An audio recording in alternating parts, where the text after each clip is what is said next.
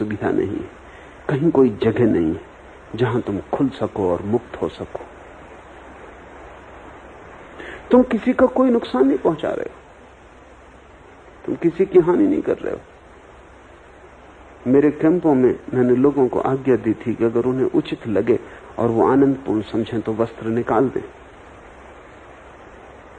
तो राजनीतिक बड़े बेचैन हो गए, विधानसभाओं में चर्चा हो गई, कानून सख्त हो गया। अब जब तुम नग्न हो रहे हो तो तुम किसी दूसरे को नग्न नहीं कर रहे हो, तुम खुद नग्न हो रहे हो। तुम्हारे शरीर को खुले सूरज के नीचे खड़े करने की तुम्हें स्वतंत्रता नहीं। तुम किसी के भी तो जीवन में कोई बाधा नहीं डाल रहे।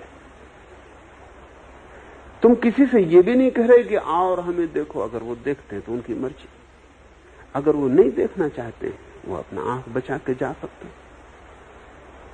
तुम्हारी कोई जबरदस्ती भी नहीं। लेकिन राजनीति बहुत जरूरत से ज्यादा है। अब इस छोटी सी स्वतंत्रता में, जो कि व्यक्ति का निजी अधिकार है, अगर मुझे ठीक लगता है कि मैं नग्न चलूं तो किसी को भी अधिकार नहीं होना चाहिए कि मुझे रोके। हाँ, मैं किसी को दबाव डालूं कि तुम नग्न चलो, तब राज्य को बीच में आ जाना चाहिए, भाई गलत बात हो रही, दूसरे पर दबाव मत डालो, तुम्हारी मौज है, तुम्हें नग्न चलना है, तुम नग्न चलो। मेरी नग्नता से किसी दूसरे का क्या लेना देना है? तुम तो महावीर को भी नग्न न होने दोगे। महावीर अच्छा हुआ पहले हो गए, तब शासन थोड़ा सुस्त था, खुला आकाश था, स्वतंत्रता थी। लोगों ने महावीर की महिमा में कोई बाधा न डाली, कोई कानून बीच में न आया। आज बड़ी मुश्किल में पड़ते, आज बड़ी अड़चन हो जाती। छोटे से थोड़ी सी संख्या है दिगंबर जैन मुनियों की, 20-22। इस समय भारत में 20-22 दिगंबर जैन मुनि हैं जो नग्न हैं। बड़े बड़े नगरों में उन पर रुकावट है, बंबई में, दिल्ली में। वो ऐसे नहीं जा सकते, पुलिस को खबर करनी पड़ती।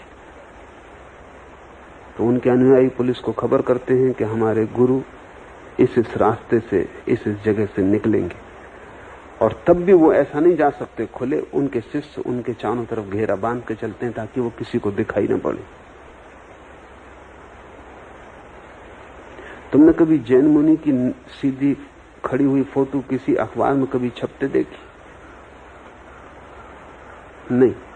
जैन मुनि की तुम जितनी फोटो देखोगे उस सब में वो इस भांति बैठता है पालथी लगा के कि उसकी नग्नता दिखाई न पड़े, क्योंकि वो सीधी फोटो खतरनाक होगी, कानून उसके खिलाफ। समझ में आता है कि कानून बीच में आए जब तुम किसी का अहित करो, अकल्याण करो।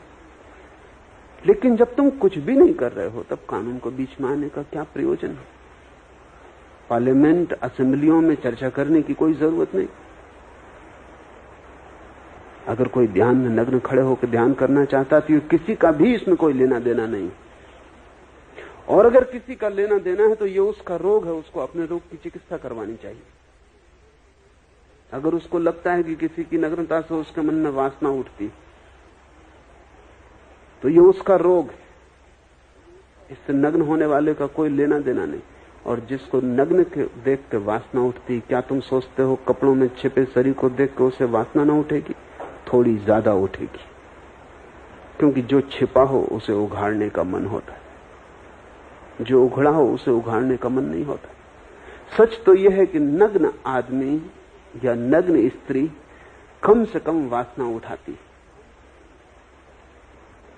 छिपा हुआ शरीर निषेध बन जाता है, ज्यादा वासना उठाता है। स्त्रियां इतनी सुंदर नहीं हैं जितनी कपड़ों में ढकी हुई मालूम पड़ती। अगर स्त्रियों की नग्न कतार खड़ी हो तो तुम बड़े चकित हो जाओगे, उसमें शायद ही कोई एक आधी स्त्री सुंदर मालूम पड़े। लेकिन कपड़ों में ढकी कुछ भी पता नहीं चलता।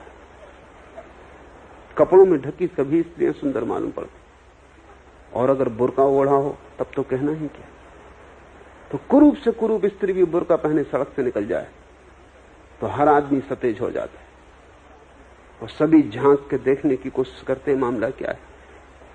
ये स्त्री बिना बुर्के के निकले कोई देखने की फिक्र नहीं करता। जीवन के सीधे सीधे सत्य हैं कि जो छिपा हो वो आकर्षक हो जाता है, जो प्रकट हो वो आकर्षक नहीं रह जाता। आदिवासियों को जाके देखो, नग्न है, कोई तुम्हें भी कुछ न लगेगा कि उनके नग्न होने में कुछ अपराध हो रहा है।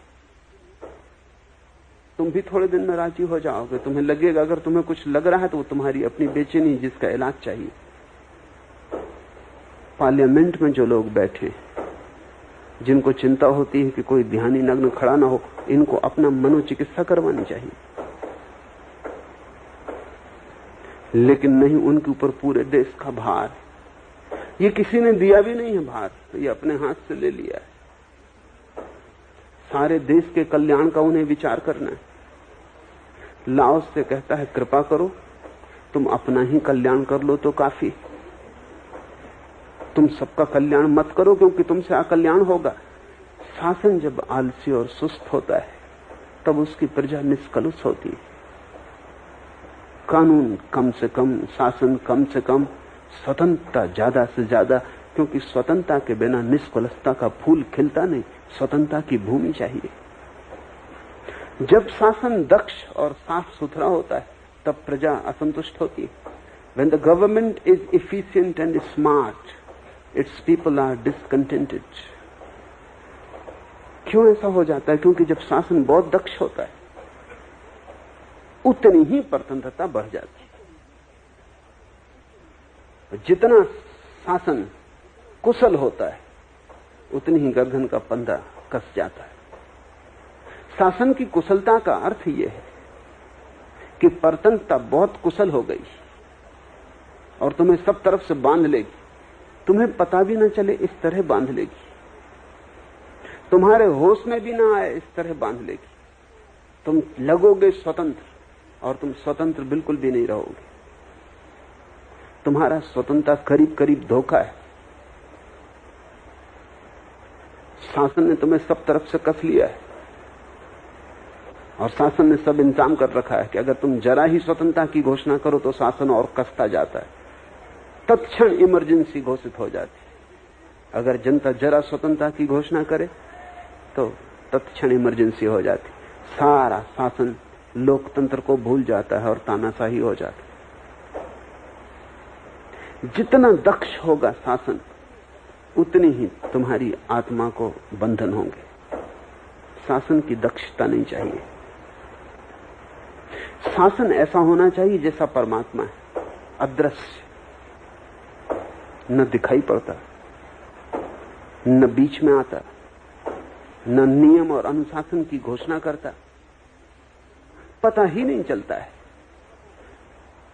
जिस दिन शासन ऐसा हो कि उसका कोई बोध ना हो, दंश मालूम ना पड़े, उसी दिन ठीक शासन उपलब्ध हुआ।